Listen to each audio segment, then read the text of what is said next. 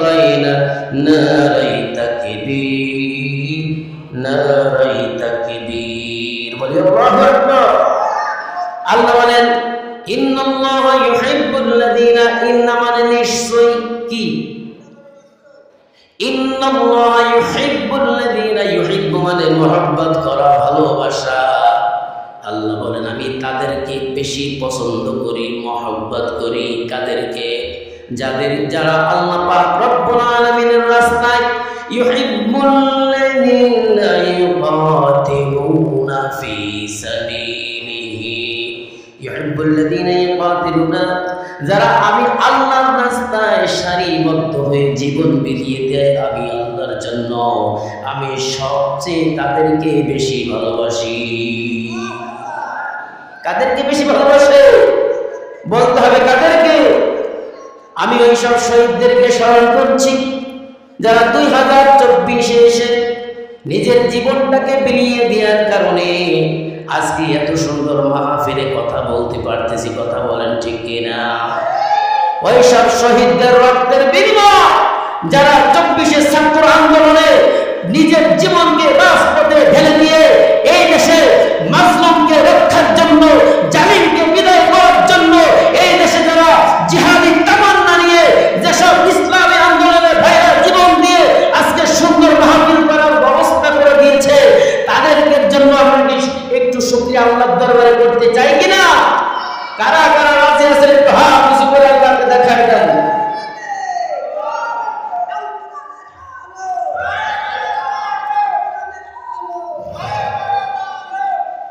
আমি স্মরণ করছি ওই মানুষটাকে যে পুরা 50টি বছর কোরআনের এই তাফসীর করতে গিয়া কার কথা বলেছে বলেন?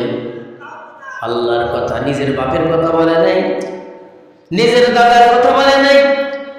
কোরআনের তাফসীর করতে গিয়ে নিজের সন্তান হারিয়েছে, নিজের বাবাকে হারিয়েছে, মাকে হারিয়েছে, নিজের বিটার বউকে হারিয়েছে।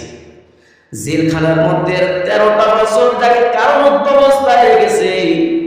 আমি তার কোরআনের তাফসীর শুনেছি আমি যখন হরে কৃষ্ণপুর মাদ্রাসায় পড়তাম ছোটবেলা। আমি যখন আমার বয়স, আমার মা আমাকে রেখে আসছেন ওই হাফিজি মাদ্রাসায় পড়ার জন্য, আমি ওই মাদ্রাসায় পড়তাম।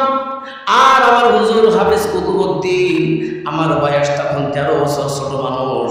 ইফতারের সময় এবং সেহরির সময় সাইদি সাহেবের ওয়াজগুলো শুনতো, আর আমি চোখের পানি ফেলতাম। ওই দিন থেকে আমি সাইদি সাহেবের ভক্ত হয়ে গিয়েছি। আমি জীবনে লোকটাকে সরাসরি দেখতে পাই নাই। আমার অনেক স্বপ্ন ছিল লোকটাকে আমি দেখবো, কিন্তু সরাসরি দেখতে পারি নাই। এই লোকটা বাতিলের কাছে কোনোদিন মাথা নত করে নাই।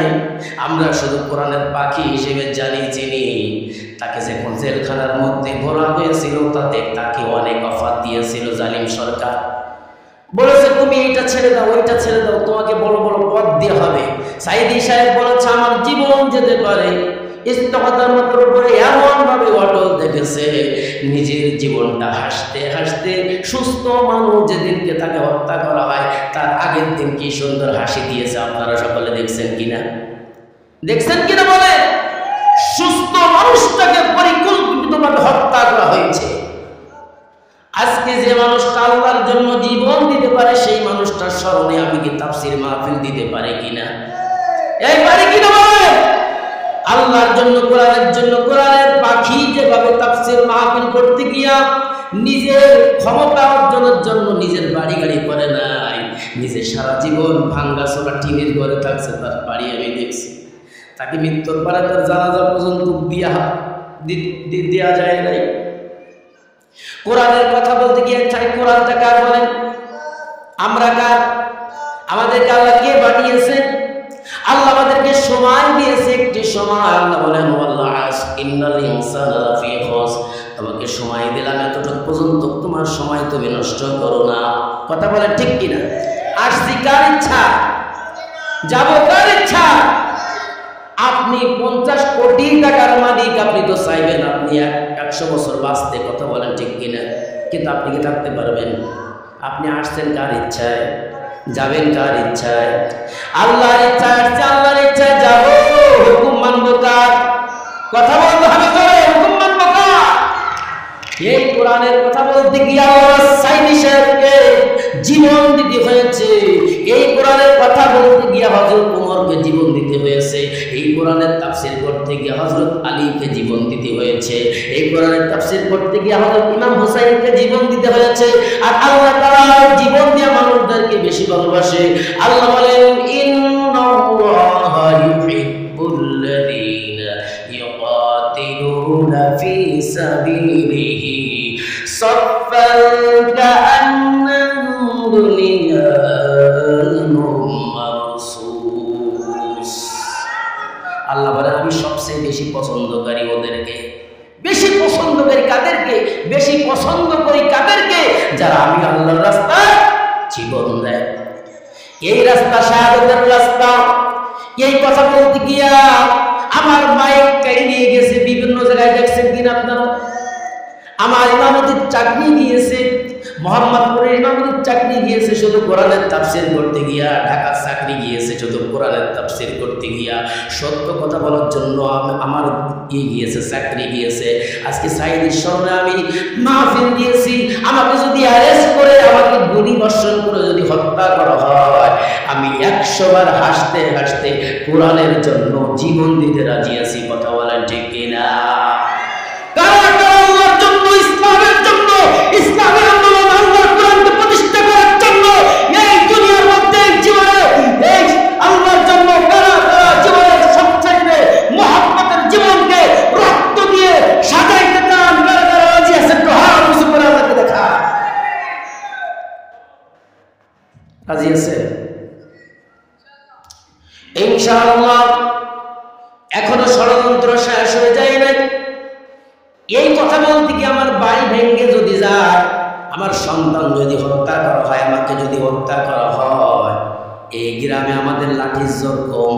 লাঠির ভয় আমি করি না। আমি কার ভয় করি? আমি মরবো কয়বার? আমি মরবো কয়বার?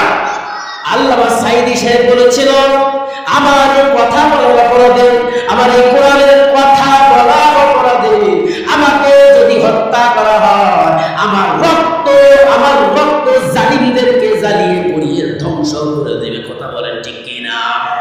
সাইদি সাহেবকে হত্যা করা হয়েছে 14 আগস্ট। কত আগস্ট? 1 বছর যায় নাই, 1 বছর যায় নাই। সাইদি সাহেবের রক্ত জ্বালিয়ে পুড়িয়ে জালিমদেরকে 5 আগস্ট ধ্বংস করে দিয়েছে। কথা বলেন ঠিক কিনা? লিল্লাহি তাকবীর। আমরা এই কোরআনের রক্ষার জন্য জীবন দিতে, আমরা রাসূলের মহব্বতে, আল্লাহর মহব্বতে, ইসলামের হুকুমের জন্য জীবন দেব। কথা বলেন ঠিক কিনা? আমাদের নেতা সাইদি না, আমাদের নেতা গোলাম আজম না। আমরা তাদের পূজা করি না। পূজা করি কার? এক কথা বলেন কার? সাইদি সাহেব যার পূজা করেছে, আমরা তার পূজা করবো। কথা বলেন। আমাদের নেতা জনাবে হযরত মুহাম্মদ। এক কথা বলেন না কেউ? আমাদের নেতাকে মুহাম্মদুর রাসূলুল্লাহ সাল্লাল্লাহু আলাইহি ওয়াসাল্লাম। তাই সেই ইসলামের জন্য জীবন দিবেন তো? জীবন দিলে লাভ হবে না লস হবে? আচ্ছা, কারা কারা এই জমিনের মধ্যে কোরআনের আইন প্রতিষ্ঠিত হোক, কোরআন দিয়ে সমাজ চলুক, কে কে চান একটু হাত উঁচু করে দেখা? চান? এই দেশে মামা দেখছেন, এদেশে বাপ দেখছেন, এদেশে মেয়ে দেখছেন, এদেশে বউ দেখছেন, এদেশে চাচা দেখছেন, কিন্তু ইসলামী হুকুমত দেখছেন? কথা বলে। এই দেশ যদি কোরআন দিয়ে চলে কি সুন্দর চলবে। আপনারা একটু সময় দেবেন, 10টা বছর সময় দেবেন। 10টা বছর ইসলামকে 10টা বছর সময় দেবেন। একটু দেখেন, একটু টেস্ট করেন। সবাই কিন্তু দেখলাম ইসলামটারে, জামাতে ইসলামকে একটু 10টা বছর একটু চেক করে দেখেন তারা কিভাবে চালায়। ভালো না লাগলে 5 বছর পরে নামাই দেন। কথা বলতে কিনা? আল্লাহর কসম করে বলতে পারি, এই দলের নেতাদের মধ্যে কোনো দুর্নীতি নাই। যখন ডক্টর মঈনুদ্দিন ফখরুদ্দিন আহমেদ যখন তত্ত্বাবধায়ক সরকার ছিল, এ দল থেকে অ্যারেস্ট করছে, ওই দলের মন্ত্রীদেরকে অ্যারেস্ট করছে, কিন্তু বাংলাদেশ জামাত ইসলামের কোন নেতা কর্মী কোন মন্ত্রীকে অ্যারেস্ট করার সাহস পায় নাই। কথা বল না কেন? আজকে তাদের 1টা টাকা দুর্নীতি কেউ খুঁজে পাইতে পারবেন না। ইসলামী ছাত্র শিবির বাংলাদেশের মধ্যে একটা রহমত, একটা ভালো একটা দল, কথা বল না কেন? এদের মধ্যে দুর্নীতি। কোন একটা ছেলে জিনা করছে আমাকে যদি দেখাই দেন। এই গ্রামের মধ্যে যে কয়জন আমরা জামাত ইসলাম করি, আমাদের মওলানা সাহেব কোনোদিন চুরি করছে? কোনোদিন জিনা করছে? কোনোদিন লাহাজারি করছে? আমাদের বিল্লাল কাকা আছে, কোনোদিন ওনার কাছে 2 নম্বরে কোনো টাউন বাটফেল পাইছেন? আমি জামাত ইসলাম করি সেই ন্যাংটা কাল থেকে। আমার মধ্যে কোনোদিন কে টাকা নিয়ে, কে জমি নিয়ে কোনো আইটেছি? কে কাছে টাকা নিছি? কোনো ব্যাংকে লোন আছে? কোনো সুদ খাইছি, ঘুষ খাইছি? একটু যদি দুর্নীতি, একটা অপরাধ যদি ধরাই দিতে পারেন, স্বেচ্ছায় আমি জামাত ইসলামের পথ ছেড়ে দেব। যদি কেউ ধরাই দিতে পারেন, আমি ইমামতির চাকরি খেয়েছি, আমি কত কষ্ট করে চলি, আমি বেতনের টাকা দিয়ে অনেক কষ্ট করে চলি। চাকরি যাই, আমার স্ত্রী কয় তুমি আর কত চাকরি যাবা, আমি আর কত বাসা পাল্টাবো, আমি কষ্ট সহ্য করতে পারি না। আমি কই তুমি ধরো, হযরত খুবাইব, হযরত খাব্বাব, হযরত সুমাইয়ার মতো ধৈর্য করো, তাদেরকে হত্যা করা হয়েছে, কতল করা হয়েছে, আমার জান এবং মাল যেতে পারে, তার চাকরি তো যাইতেছে, আমার জেলখানা নিয়েছে, মারছে, তারপরও আমার কত হয়েছে, তারপরও এই আন্দোলনে গিয়া আমার ইটের বাড়ি খাইতে গিয়া তারপরও আমি জামাত ইসলাম ছাড়বো না, মৃত্যুর আগ পর্যন্ত করেই যাবো। এতে যা হয় হবে, আমার মালিককে, আমার মালিককে, আমাকে হেফাজত করবে আল্লাহ। সুতরাং আমি আমার কথা এখানে সমাপ্ত করছি। আপনারা কষ্ট পাইছেন কারণ কারা কারা? একটা অথচ করেন তো আমার কথায়, আমার কথায় কষ্ট পাইছেন কারা কারা? এই বেটা, এই বলবো বিয়ে করা নাই, বোঝা নেই। আচ্ছা, এই পর্যায়ে আমাদের যাদের সেই আকাঙ্ক্ষিত আমার মহাব্বতের বন্ধু আমির হামজা, অনেকেই কয় হুজুর আমির হামজা আসতেছে, জায়গা দেবেন কোন জায়গায়? আমি বললাম দর্শক বন্ধু কাদুর মিয়া বাবু, আমির হামজা আসতেছে, মিডিয়ার লোক কিন্তু ভরে যাইব মাঠ, মানুষ দেবেন কোথা থেকে? আমি কই ভাই ভাই আসেন, সমস্যা নাই। উনিও আমির হামজা, শরীরকুপা বাড়ি, কোথায় বাড়ি? উনি সেই মুফতি আমির হামজা না, উনি মাওলানা আমির হামজা, এবং কুষ্টিয়ার আমির হামজা না, উনি হলো শৈলকুপার। কেউ ভুল বুঝবেন না যে হুজুর আমির হামজা কো, মনে মনে অনেকে কইতে পারে, উনি হচ্ছে শৈলকুপার আমির হামজা। আলহামদুলিল্লাহ আমার বন্ধু এসে গেছে। এই পর্যায়ে আমার বন্ধু বয়ান করবে, ওনার দেরি বলে আমি বয়ান করছি, আপনার মনে কষ্ট নেবেন না।